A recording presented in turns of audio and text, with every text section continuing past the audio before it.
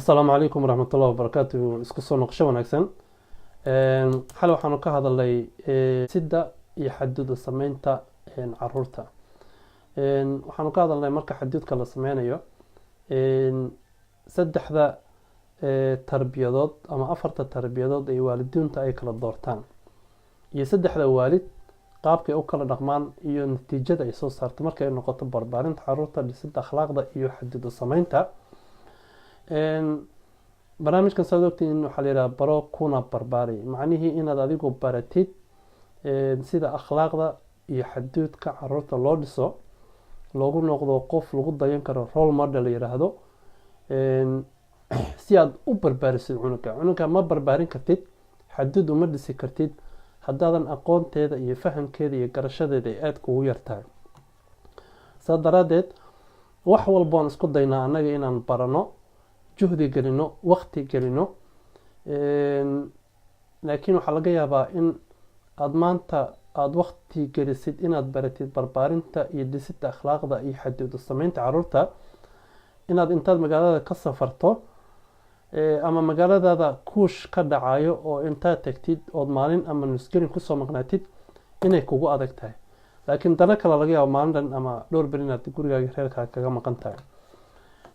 waddankan anaga joogno waxay ilmaha u koriyaan ama nidaamkii loogu talagalay ugu koriyaan caruurta in ay soo saaraan generation wanaagsan oo beri ayaga dalka iyo maaragtay hantida ay leeyihiin kala wareega.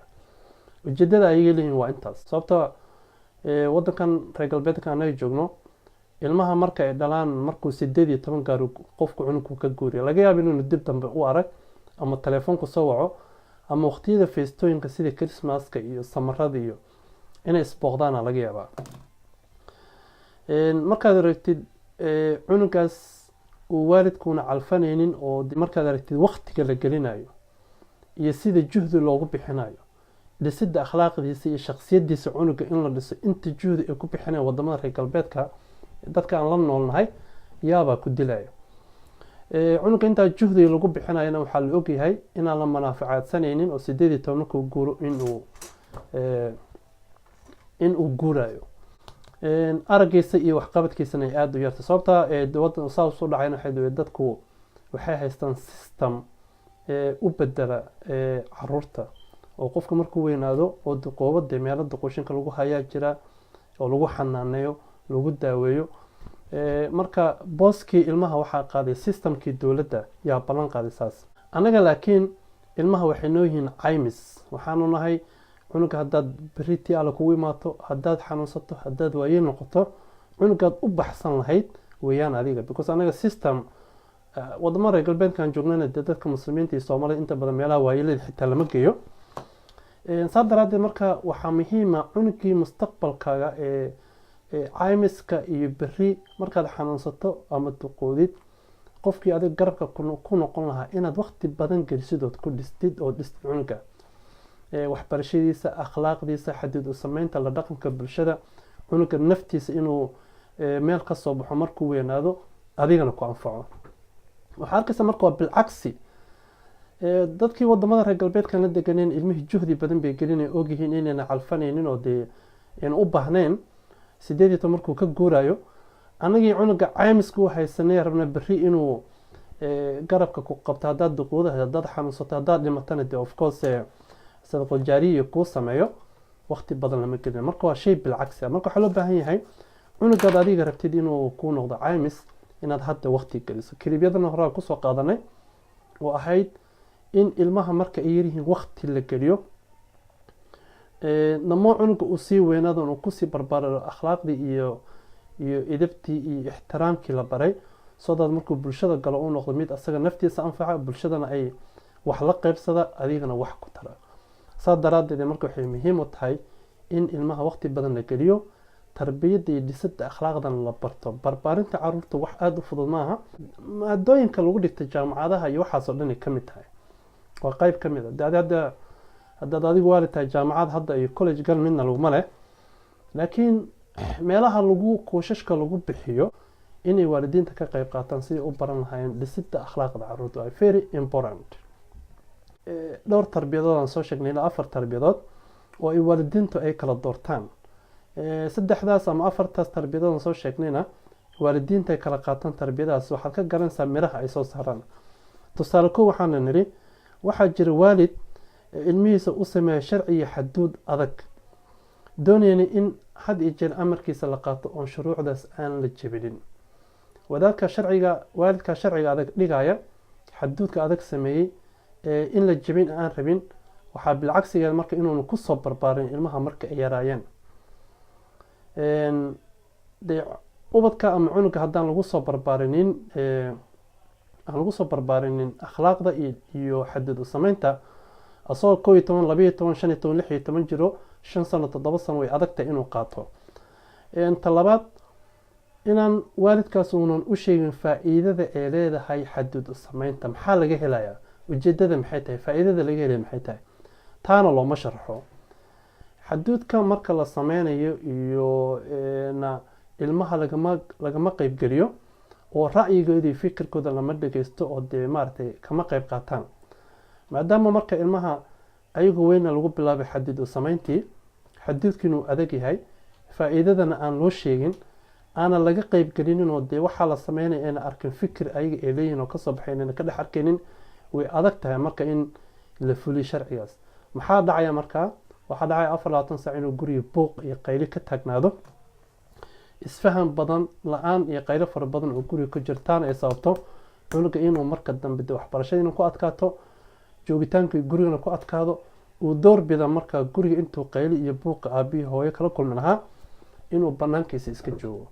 taas waa midda koowaad marka. tusaalaha labaad waa waalid ilmihiisa u sameeya sharci iyo xaduud yar oo aan kala jeclayn in la jebiyo in kale. xaduudkaasuu sameynaya in la raaco iyo inaan la raacinna ma kala jecla. wuxuu doorbidaya marka intay ilmihiisa isku dhici lahaayeen oo qayli iyo dagaal ay sameyn lahaayeen inuu doorbido inuu ka gaabsado inay ilmihii isku dhacaan. umana sharaxayo markaas muhiimadda ay leedahay xaduud u samaynta uma sharaxayo. waxaad arkaysaa marka wuxuu leeyahay maanta okay markii iskuulka laga yimaado homework la sameynayo ama shaqo guriga la sameynayo hala dami TV. maanta waa la dimina TV-ga ilmihii waa sameynayaan cashirkii sameynayaan guriga fadhiga lagu sameynaya. beri waxaad arkaysaa ilmihii homework sameynaya TV-ga hortiisa fadhiyo waalidkii uu arkayo waxna oo dhan dheheenin. in marka sharci maanta la sheego berina laga aamuso waxay ilmaha ku abuuraysaa marka jahwareer iyo kalsooni la-aan iyo ammaan darri ku abuuraysaa. taa daraaddeed marka waxay sababaysaa ilmaha inay kala garan waayaan waxa saxda iyo waxa khaladka. sababtaan isleeyahay marka waalidiintu uma sheegaan ahmiyadda iyo faa'iidada laga helay xaduud u samaynta uuna laftiisa ku baraarugsanayn laftigiisa uuna garanaynin ba ujeedada laga leeyahay xaduud u samaynta. sababta adigu waxaa tahay waalid waxaa tahay tala bixiye waxaa tahay qof lagu daydo role model aad tahay waxaa tahay hogaamiye tahay waxaa tahay qofkii maanta lagu dayan lahaa ilmaha way out tusi lahaa xaaladda ay maanta ku jiraan adag waddo ka wanaagsan qofkii tusi lahaa. haddii marka adigu laftigaaga ay kugu yar tahay aqoonta barbaarinta qaabka caruurta loo barbaariyo loola macaabilo aaday kugu adkaanaysaa inaad ilmaha marka aada u noqoto tusaale inaad hogaamiye u noqoto inaad la taliyo u noqoto inaad u noqoto barbaariye. adi lagama rabo inaad waalid noqoto keliya laakiin waxaa laga rabaa one person oo 5-6 roles leh inaad noqotid. waxaa laga rabaa inaad saaxiib noqotid waxaa laga rabaa qof lagu daydo role model inaad noqoto waxaa laga rabaa tala bixi inaad noqoto waxaa laga bixiya hogaamiye inaad noqoto waxaa laga rabaa qof dulqaad leh inaad noqoto.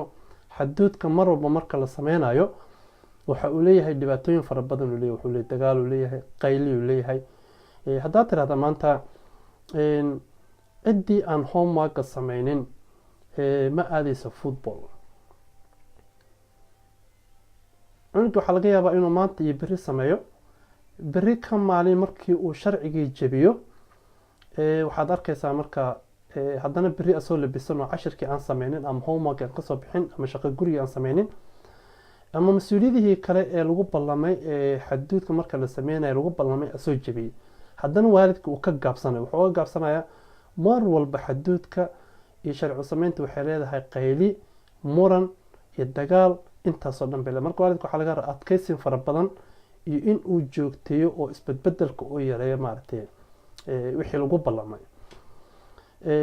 marka waxaan is leenahay in waalidiintu ay kordhiyaan barashada akhlaaqda barashada xaduudo samaynta barbaarinta iyo sida akhlaaqda iyo ixtiraamka ilmaha loo baro si ay beri ka maalin ayaguna waalidka u garab qabtaan, caymiskii la doonaya u noqdaan, bulshadan ay wax la qaybsadaan, naftiisuna uu wax u taro, ugu dambeyn cunuga uunan qof noloshiisa ka dhacay oo bulshadii culays ku noqdo oo xabsiyo galo oo waalidkii murugii walbahaar ku abuuray inuu noqonin.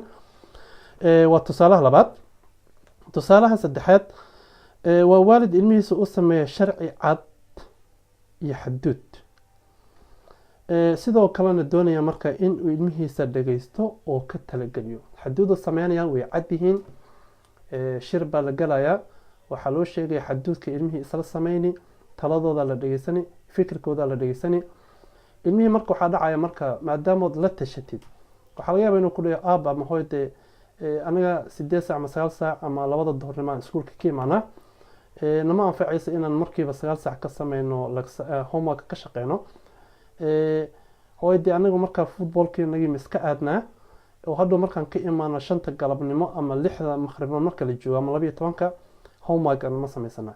then waa in la discuss gareeyo oo haddii macquul gal kula noqoto adiga hadda waalidkii tahay inaad aqbashid oo dee cunugii markaa asaga dareemo in taladiisii iyo fikirkiisii la qaatay waa inuu cunugii dareemaa. taas marka waxay fududeynaysaa laftigiisii inuu cunugii garaawsado berri, inuu barto in la wada hadli karo, aabihiisi hooyadiisi la wada munaqashoon karaan, meel isku raaci karaan.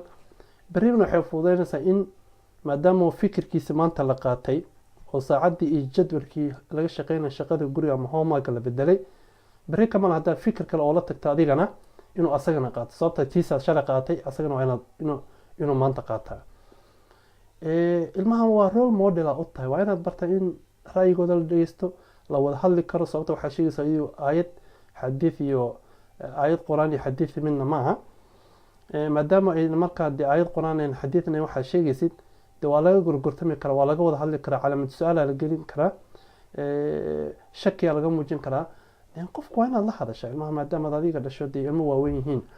marka waalidka marka maadaama waalid uu naxariis badan yahay, galgacalka waalidnimo leeyahay, haddana sharciga in la jabiyo ma ogolo. wuxuu ku adkaystay in la joogtay sharciga. qaylo fara badan ay leedahay, berri sharcigeeda isku raaci cunugiya shalay wada hadasha asaga laftigiisa jabinayo.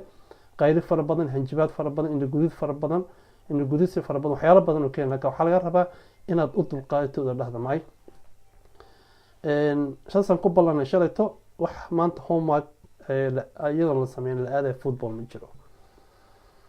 cunug wuu xanaaqi, wuu dagaalamayo, qolkiisu tagi, cuntadii u diidi, mar gurigu soo xiran intuu sameyni, laakiin waa inaan loo bixin, waa in shib laga yiraahdo. marka qaarkood ereyo gafu ku dhihi karaa,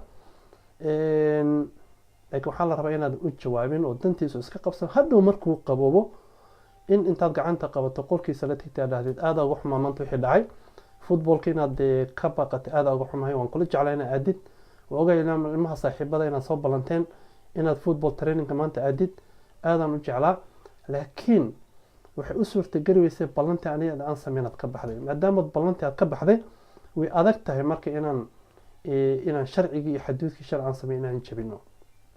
hadda ka dambe waxaan rabaa adigana inaan ku ixtiraamo, footballkaaga aadid, waxaad jeceshaan kula jeclaado, adigana waxaan ku ballaneed shalay sixidii magaca ku qortay inaan sameyno oon sharcigii inaadan jabin. yacni ilmaha markaa la wada hadashada la munaaqashootidood wada hadashaan, yacni ilmihii kale guriga joogna waxay arkayaan de maadaama xasan ama maxamed loo diiday shalay banoonta asoo homework sameyn, ilmihii kale tusaale u noqonayo. marka waxaa rabaa adoo jacaylkii waalidnimo haya haddana inaad xaduudkii ku adkaatid oo maaragtay aadan jabin. marka barnaamijkaas iska badan waxaa la yidhi barbaarinta caruurta waa bad aan beri lahayn, way fara badan tahay ilaa 18 ku laga gaaro ilmaha. barbaarinta waa inay ku socotaa. waxaan rabnaa marka kalibyadana soo socotay inaan kaga hadalno tusaalooyin concrete inaan soo qaadano ama joogteynta sharci sameynta inaan ka hadalno insha allah. khayr baan idin rajayna. assalaamu calaykum waraxmatullaahi wabarakaatu.